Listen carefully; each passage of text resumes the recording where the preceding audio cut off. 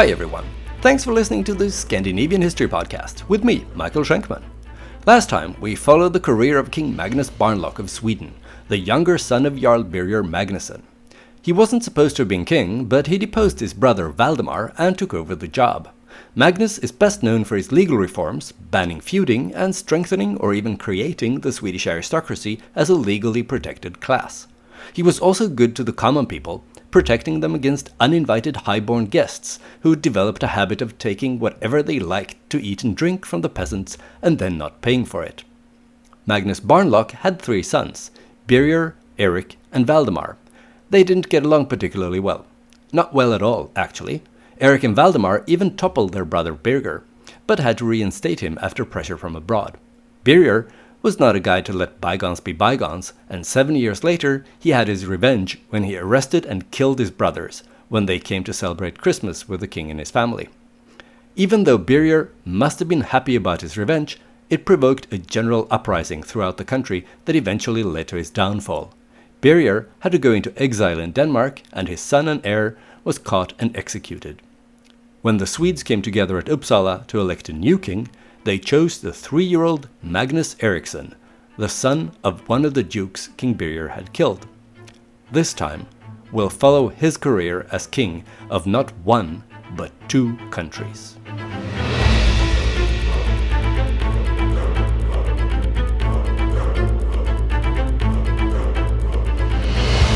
Episode 51, One King, Two Crowns. So, the year was 1319 and the Swedes had just elected a toddler king. That may seem like a lot of responsibility to put in a 3-year-old, but for Magnus Eriksson, it was only the beginning. He'd been elected king of Sweden thanks to the fact that he was the only surviving male member of the Swedish royal family, except his uncle, ex-King Birger, who had been forced into exile, and his cousin, Magnus Birgersson, who would soon be executed in order to eliminate a threat to young Magnus Eriksson's reign. But King Magnus was of royal stock also on his mother's side. She, Ingeborg Håkonsdottir, was the daughter of the King of Norway, Håkon V. And it just so happened that Magnus's grandfather, King Håkon, died the same year Magnus was elected King of Sweden. Ingeborg was Håkon's only legitimate child, but since she was a woman, she was barred from becoming the monarch. That meant that her son, Magnus Eriksson, inherited the Norwegian crown as well. He was declared King of Norway at the Thing in Tønsberg, southwest of Oslo, in August, just a few weeks after he'd been elected King of Sweden. In other words, the 3-year-old Magnus Eriksson was now the king of both Sweden and Norway, and Finland, since that was part of Sweden now, and Iceland, and Greenland, which were both under Norwegian control. Young Magnus was the king of an enormous realm, the largest kingdom in Europe, in fact. Not too shabby. But it didn't end there. Remember, this was all happening at the same time when Denmark was spiraling out of control, and a succession of Danish kings pawned off bit after bit of the country to foreign noblemen. You may also remember that in the middle of that chaos, the King of Sweden acquired the region of Scania. That king was none other than Magnus Eriksson, who from then on would go by the title King of Sweden, Norway and Scania. I'm not sure what the Finns, Icelanders and Greenlanders thought about not being important enough to be included in the title, but there you have it. Not only was Magnus Eriksson the child king of the largest kingdom in Europe, he and his kingdom also enjoyed peace on all frontiers. The Crusades in Finland had finally ended, and the Swedes and the Russians from the Novgorod Republic signed a peace treaty at Göteborg in 1323. Where Sweden's eastern border was defined, at least partially. I believe I mentioned that the northern part of the border was a little fuzzy, but no one seemed to care too much about it in Göteborg, since northeastern Scandinavia was largely uninhabited at the time, at least by Swedes and Russians, who were the ones signing the treaty. The treaty was supposed to have brought about eternal peace between Swedes and Russians, but that was not to be. Under the reign of Magnus Eriksson, the colonization of northern Sweden and Finland gained momentum, and Russians also settled in increasing numbers in eastern Karelia and in the White Sea region, laying the groundwork for future border disputes between Sweden and Russia. But for the time being, Magnus Eriksson could bask in the glory of his eternal peace with the Novgorod Republic. When the king was 18 years old, in 1334, he travelled to France and proposed to Blanca, the daughter of the Count of Namur, or Nijmegen in the Low Countries. Actually, her name was Blanche, but no one in Scandinavia could pronounce that, so in her new homeland she'd be known as Blanca. It was a bit of an eccentric choice to marry some random aristocratic woman from the continent and not a princess, but it turned out well anyway. According to tradition, Blanca was both intelligent and beautiful. She brought with her an air of continental refinement and chivalry, and two of her brothers even came along and became knights at the court of King Magnus. They introduced jousting tournaments in Sweden, and it soon became all the rage among Swedish noblemen. But more important than all the style and grace Queen Blanca brought with her, she gave the king a son, which was the main job for any medieval queen consort. Actually, Magnus and Blanca had two sons, whom they named Erik and Håkon. The names weren't coincidental, or just something the young parents chose because they thought they sounded cool. These were names of kings. Erik was a common name of Swedish kings. There had been 11 Eriks on the throne of Sweden by this point, and Håkon was a typical name for a Norwegian king. There had been 5 kings called Håkon in Norway already. The point is that King Magnus didn't plan on his kingdom to remain unified permanently, and that did make some sense. He was king of an enormous landmass, and it was tricky, to say the least, for someone to control such a vast area. It would make much more sense to divide the countries again. Not that he himself was willing to part with either crown, mind you, but the next generation would divide his realm. Magnus wanted his firstborn, Erik, to eventually succeed him in Sweden, and Håkon would inherit the Norwegian crown. More or less at the same time as King Magnus married Blanca, his sister Euphemia married the Duke of Mecklenburg, and they also had a son whom they named Albert. And no, I'm not just passing on 600-year-old court gossip. All of this will become important later on in the episode. King Magnus's reign wasn't just characterized by peace and chivalry, though. Already during the first years after he was elected King of Sweden, a commission was established to put together a new law code for the whole kingdom, just like they had done in Norway under Magnus's great-grandfather, King Magnus Lawmender, whom we talked about in episode 45. Obviously, this commission wasn't the initiative of the prepubescent king himself, but rather the Council of the Realm. The lack of a unified law code in Sweden had started to become an irksome issue for both the church and for various noblemen with landholdings and business interests in more than one region of the kingdom. They were the ones who wanted one law in the whole country, and as far as they were concerned, that law couldn't be introduced fast enough. The commission worked quickly, and already in the 1340s, a proposal was presented to be voted on. But seeing the finished proposal, the representatives of the church objected, since they felt the proposed law violated church privileges and canon law. And they actually managed to delay the implementation of a unified law code for several years. Not that the Commission's proposal was particularly revolutionary, it was quite conservative, trying to stay true to traditional Swedish law, especially the laws from Uppland and Ostrogothia. This was in fact part of the reason the church was against the proposal. In the view of the bishops, the new law code leaned too much on old Scandinavian legal traditions instead of Roman law, which the church favored, and which was the dominating legal tradition in large parts of Europe. But in the end, the church had to relent, and Roman legal tradition wasn't introduced in Sweden. The new law code introduced during the reign of King Magnus Eriksson also contained a political section, something akin to a proto-constitution, if you like. It stipulated who could be elected king, how a king was to be elected, what power and authority the Council of the Realm should have, and several other such things that would regulate how Sweden should be governed. King Magnus had tried to exclude any mention of how new kings were to be elected, probably because he wanted to introduce hereditary monarchy in Sweden, just like in his other kingdom, Norway. But the aristocracy insisted on including laws regulating the succession through royal elections. They didn't like that the descendants of Jarl Birger Magnusson had started to treat the office of king as a birthright. But it wasn't like the election of kings was a completely open affair. The new law did state that candidates for the top job should preferably be sons of the previous king, even though the law didn't say that the oldest son had the strongest claim. Another legal milestone in King Magnus Eriksson's reign was the official abolishment of slavery in Sweden. In January 1335, when he was visiting the city of Skara in Västergötland, the king issued a proclamation banning slavery in that region for anyone born of Christian parents. And since there weren't any adherents to the old religion around anymore, and no new religions had yet been allowed in Sweden, the whole population was born of Christian parents, meaning that slavery was now effectively banned.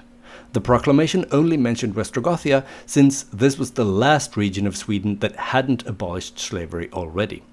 It's unclear how much of a practical effect the ban had, though. There probably weren't many slaves around anymore. It's also worth noting that the ban on slavery only applied within the borders of Sweden, and again only to people born of Christian parents. So when Swedish merchants wanted to get in on the lucrative slave trade between Africa and America in the 17th and 18th centuries, there were no legal obstacles standing in their way. So far, it may seem to you that the reign of Magnus Eriksson was a golden age of peace, European refinement, and legal reforms. And it's true that it started off that way. But there was trouble ahead. It had started already back in 1331, when Magnus was 15 years old, and he was declared to be of age, meaning that he could start the personal rule of his kingdoms. This declaration wasn't received well in Norway, where the law clearly stipulated that a king would be considered a minor until he turned 20 years old. So the decision to end Magnus's minority 5 years earlier than what the law allowed provoked a rebellion among the Norwegian aristocracy, a rebellion led by a man called Erling Vidkun, who felt passionately that the law must be respected. I'm sure the fact that he was the one ruling Norway during the king's minority had nothing whatsoever to do with the decision to lead a rebellion against the premature abolishment of his own regency. Ultimately, though, the rebellion failed, and after 2 years the Norwegian nobles yielded and accepted that Magnus Eriksson was now an adult who could run the kingdoms on his own. But they didn't like it. And the tension between the king and the Norwegian aristocracy didn't end there. The Norwegians felt disrespected, and in their minds the king was too focused on Sweden, neglecting Norway. That impression was only strengthened on July 21st, 1336, when King Magnus was crowned King of Sweden and Norway at an elaborate coronation ceremony in Stockholm. This annoyed the Norwegian noblemen and gentry, since they didn't like that their kingdom was reduced to an afterthought at the coronation in Sweden. They had wanted a separate ceremony in Norway, and the fact that they didn't get it did nothing to improve the king's relations with his Norwegian subjects. Tension boiled over into open rebellion again in 1338, and this time it took 5 years for peace to return. And even worse for the king, this time he didn't win. On August 15th, 1343, King Magnus and the Norwegian nobility met at Varberg and signed a deal. The good news for the king was that the Norwegians agreed to recognize his son, Håkon, as the heir to the Norwegian crown. The bad news was that they demanded that Håkon be given that crown immediately, meaning that Magnus had to give up his Norwegian throne in favor of his son. To sweeten the deal somewhat, Magnus was allowed to assume the role of regent of Norway until Håkon would come of age, which happened in 1355. As if the increasing hostility with the nobility in Norway wasn't enough, Magnus Eriksson's relations with Denmark was also growing tenser in the 1340s. As we discussed in episode 48, A New Dawn, Danish King Valdemar Dawn was getting his house in order after the long years of decay. Magnus Eriksson was worried about these developments, not least since it didn't take a genius to figure out that Valdemar Dawn would one day want Scania back.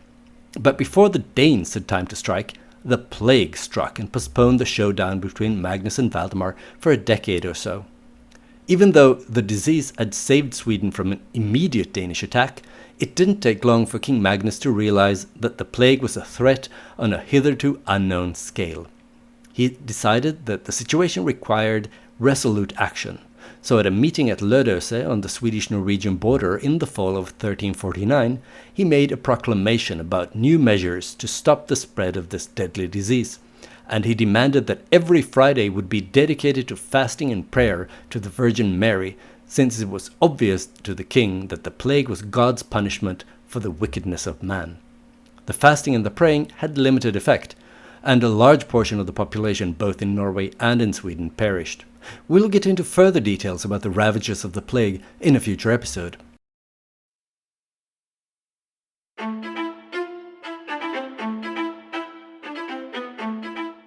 In a move that seems particularly ill-timed in hindsight, King Magnus decided that the late 1340s would be a good time to start a war against the Russians. This wasn't actually the first time the eternal peace between Sweden and the Novgorod Republic had been violated by the Swedes. In 1337, religious tension between the Catholic Swedes and their Orthodox neighbors had led to Swedish forces crossing the border, pillaging and killing non-Catholics. The Swedes had even captured the fortress of Göteborg on the shore of Lake Ladoga, but in 1339 the peace was restored, as was the old border. Officially, the campaign in the 1330s had been the initiative of a Swedish commander who'd gone rogue, but it seems unlikely.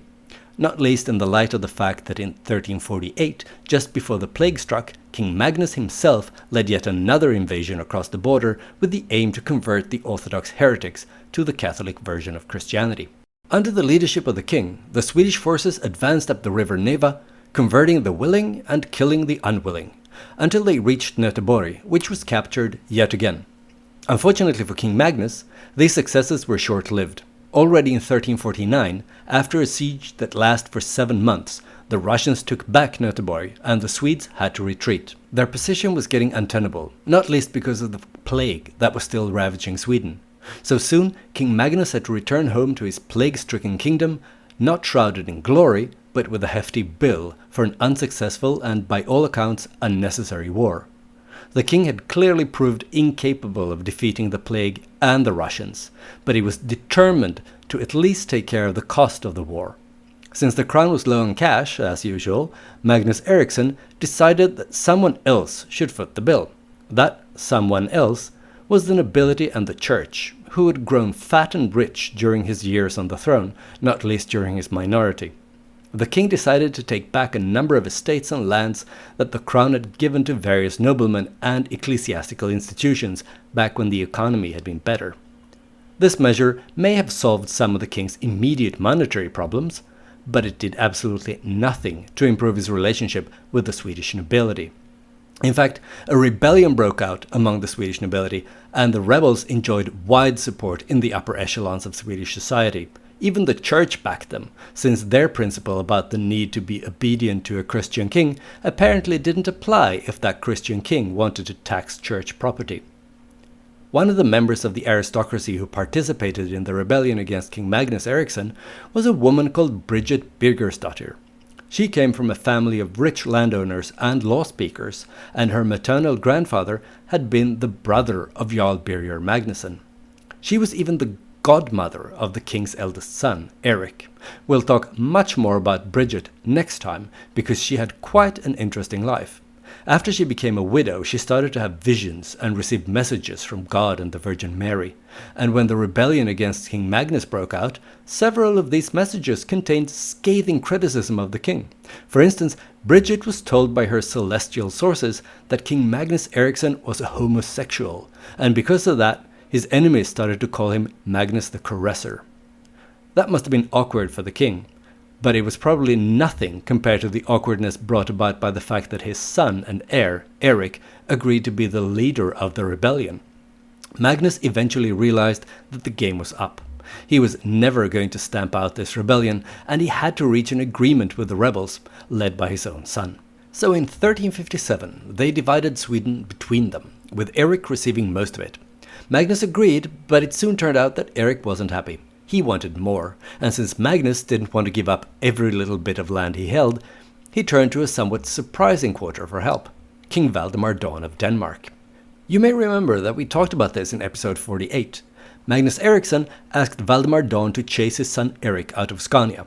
Valdemar agreed, but when he had taken control over the traditionally Danish region, he didn't hand it over back to the King of Sweden, but instead kept it for himself.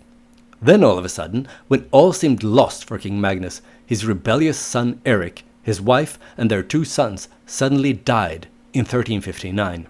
When Erik died, the rebellion he had led lost its momentum, and Magnus could reclaim his kingdom, minus Scania. But just because he'd won, that didn't mean that his enemies within the aristocracy and the church had forgiven and forgotten. King Magnus's enemies spread a rumor accusing Queen Blanca of having poisoned Erik and his family. For the record though, it's very unlikely that the queen actually killed her own son, her daughter-in-law, and her 2 grandsons. It's much more likely that they fell victim to some disease, such as the plague, which was still popping up every now and then. So even though he was back in the saddle, Magnus's relations with the aristocracy hadn't improved. To make matters even worse, then Valdemar Dawn attacked Gotland in 1361, slaughtering its defenders and snatching the island from Sweden. Soon after King Magnus had regained Sweden, minus Scania and Gotland, it was high time for his one surviving son, King Haakon of Norway, to marry and have children to secure the succession. Even though this was primarily a question of Norwegian succession, it would have repercussions throughout Scandinavia. Remember the episode about Valdemar Dawn and how I told you that Valdemar's son and heir, Christopher, fell in battle, and that this would affect Sweden as well in the long run, and that we'd get back to it another time. This is that other time. Valdemar Dawn had 2 daughters, Ingeborg and Margaret. Ingeborg was the elder sister, and she was married to the Duke of Mecklenburg, the son of Magnus Eriksson's sister, Euphemia. I told you we'd get back to that later in the show, right? Margaret, Valdemar's younger daughter, was the fiancée of Haakon of Norway, the son of Magnus Eriksson. Haakon was also the most likely heir to Magnus's Swedish crown, since his rebellious brother Erik was now dead. That meant that Margaret and Haakon's son Olav, born 3 years after they got married, was the heir to both the Norwegian and the Swedish crowns. Since Valdemar Dawn didn't have any male heirs anymore, the Danish nobles wanted Olav, who was Valdemar's grandson, to inherit the Danish crown as well. But King Valdemar himself preferred to be succeeded by the son of Margaret's older sister, Ingeborg. She was married to Henry, Duke of Mecklenburg, also known by his charming and not at all ominous nickname, the Hangman of Mecklenburg. In 1375, Valdemar Dawn recognized Albert, the son of Ingeborg, as his heir, and thus lined him up to inherit the Danish crown after he died. Valdemar Dawn may have been a powerful king all his life, but when he did die in October that same year, the Danish nobles ignored his wishes and instead offered the crown of Denmark to Margaret's son Olav. They didn't want Albert because he was perceived more as a German than the grandson of Valdemar Dawn. So Olav of Norway was elected King of Denmark, with his parents, the King and Queen of Norway, functioning as co-regents during his minority. So now young Olav was poised to one day inherit all 3 Scandinavian crowns. But following the attempts to undermine the economic power of the aristocracy, King Magnus, and therefore his family, wasn't exactly popular among the nobility in Sweden. So some representatives of the Swedish aristocracy who had been forced to go into exile after the last rebellion went to, wait for it, Mecklenburg and offered the Swedish crown to Magnus's nephew Albert. And no, this isn't the same Albert who lost the chance to become King of Denmark, but his uncle by the same name. This Albert was the son of Euphemia, King Magnus Eriksson's sister, and the brother-in-law of Ingeborg of Denmark, who was the daughter of Valdemar Dawn. If you find all this confusing and have a hard time keeping track of how the various Scandinavian royal families are related to the Dukes of Mecklenburg, don't feel bad. I had to draw a family tree to keep it all straight in my head as I was working on this episode. But don't worry about it. Ultimately, the exact familiar connections between them aren't all that important. What is important is that Albert accepted the offer, and backed by a Hanseatic fleet, he sailed across the Baltic Sea to take control over Sweden already in the fall of 1363. King Magnus Eriksson had not seen this coming. Albert's forces managed to take control over the city of Kalmar pretty easily, and that was bad news for King Magnus. Kalmar was an important port city with a strong castle on the southeastern Swedish coast, and its importance had only grown after Sweden had lost Gotland. The Hanseatic fleet then continued north, and in 1364 Albert reached Stockholm, which was a half-German town thanks to Jarl Birger Magnussen's insistence on inviting German merchants to settle there. These Germans made sure to open the city gates to Albert of Mecklenburg, meaning that the king now had lost the 2 most important Swedish port cities on the Baltic Sea. From Stockholm, Albert continued to Uppsala, and on February 18th, 1364, the great and the good of Sweden convened at Mora Stones to elect a new king. Technically speaking, Albert wasn't eligible because the new law of the realm stipulated that the king must be born in Sweden. But after a somewhat chaotic debate, it was instead Magnus Eriksson and his son Håkon of Norway who were declared unfit candidates for the Swedish throne, and Albert was elected. But just because he won the election, that didn't mean that all was smooth sailing from now on for Albert. Magnus Eriksson still had strong support in the country, not least in the western regions bordering Norway. And these supporters weren't willing to give up just because some illegal royal election had taken place in Uppsala. While Albert was busy getting himself elected, Magnus Eriksson and his son Håkon of Norway had time to gather an army. They now advanced to oust the German usurper from Sweden. The two sides met in battle some 80 kilometers northwest of Stockholm, where the Swedish-Norwegian force was defeated. King Håkon of Norway was wounded, but at least he managed to escape from the battlefield to fight another day. Magnus Eriksson wasn't so lucky. He was taken captive by Albert's men and brought to Stockholm, where he was locked up in the keep at Stockholm Castle. At this point, King Valdemar Don of Denmark decided to weigh in on the matter. He sent troops across the border into Sweden in support of his son-in-law King Håkon of Norway, who was fighting to free Magnus Eriksson from his imprisonment. So ironically, now Valdemar was fighting on the side of King Magnus, who had been fighting against only a few years ago. Things shifted fast in the kaleidoscopic world of medieval Scandinavian high-stakes politics. The Danish army was joined by forces of Swedish peasants who wanted to fight for their king against the German usurper, who also had managed to make himself unpopular in record time by insisting on appointing Germans to all key positions of power in the country. Together, the Danish and Norwegian armies, aided by these discontented Swedes, took control over a pretty large part of Sweden, with the notable exceptions of Stockholm as well as other cities and castles under German command. In 1371, King Håkon managed to get as far as Stockholm itself, and he laid siege to the city. But even though he was soon beaten back by Albert's forces, the incident had been enough to spook the Mecklenburgian. The two sides signed a peace agreement that recognized Albert as King of Sweden, but also stipulated that Magnus Eriksson would be set free, and that he would be allowed to travel to Norway. By the time he was released, Magnus Eriksson was a broken man. He had been king for a very long time, not only compared to other medieval monarchs. He actually held the record for the longest reigning Swedish king for hundreds of years, and he's only recently been beaten by the current king, Carl XVI Gustav. But now Magnus Eriksson's days of claiming two crowns were behind him, and both Norway and Sweden, not to mention Scania, had been taken from him. Magnus spent the rest of his life in Norway under the care of his son Håkon.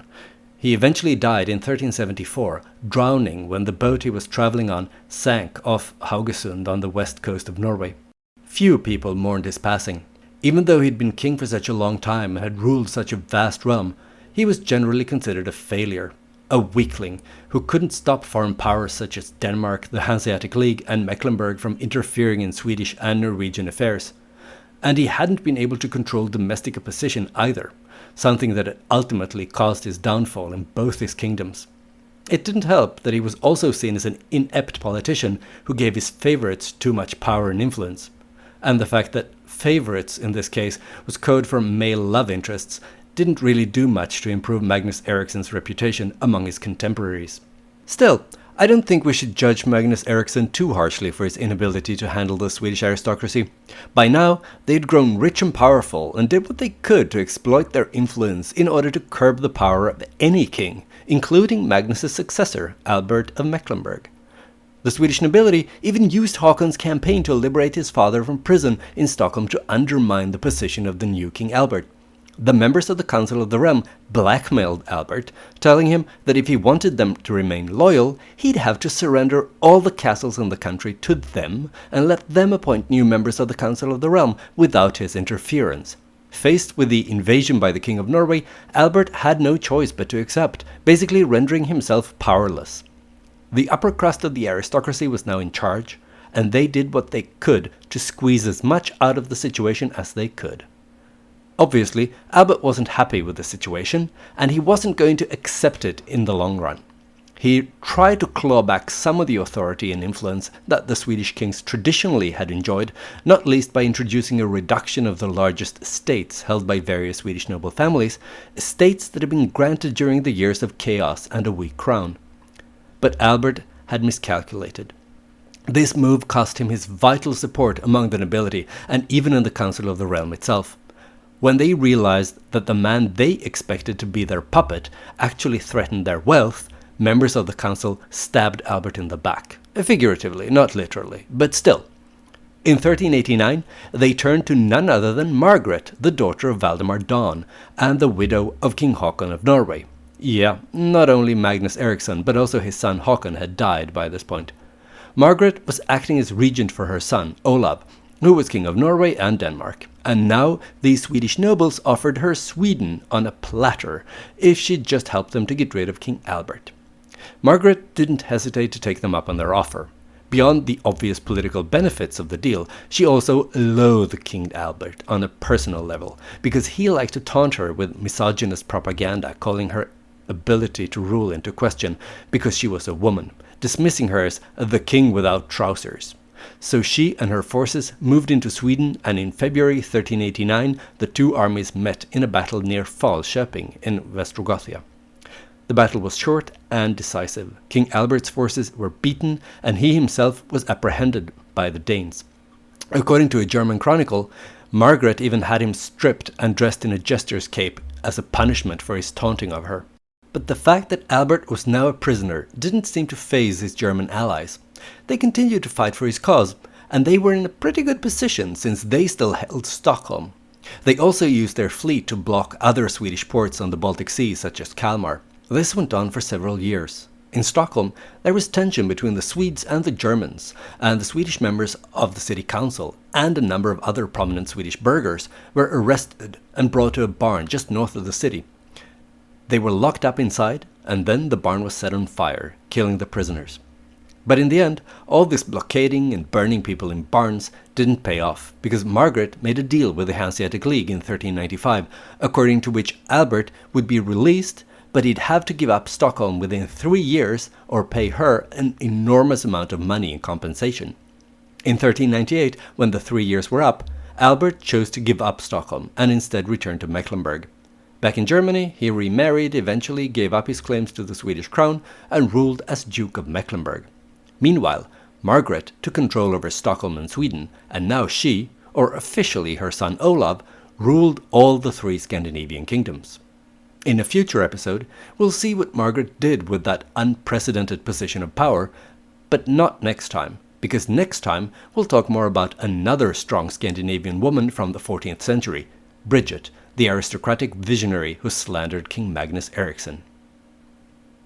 I hope you enjoyed this episode of the Scandinavian History Podcast. If you did, why not spread the word wherever you congregate with others who are into Scandinavian history? Also, please consider leaving a stellar review, or at least 5 stars, on Apple Podcasts or Spotify. This is an excellent way to attract new listeners and to support the show. Another good way to support the show is to purchase some Scandinavian history-themed merch in the Scandinavian History Podcast webshop. I especially recommend something from the Odin's Lifehack collection. It's a line of merch with quotes from Havamal accredited to the King of the Gods. You can get t-shirts, mugs, tote bags, and many other items with nuggets of Scandinavian wisdom, such as wake up early if you want another man's land or life, only fools hope to live forever by avoiding enemies, or speak useful words or be silent. Links to these amazing products and more can be found on the Scandinavian History Podcast Facebook page or on Twitter. If you haven't already, then please go to facebook.com/Scandinavian History Podcast. Like and follow the page if you want to shop, or if you just crave more content at least vaguely related to Scandinavian history. Via the Facebook page, you can also send me questions or angry messages about things I've said or not said on the show. If you prefer Twitter, then you can follow me and send me messages at Schenkman. That's SHAINKMAN.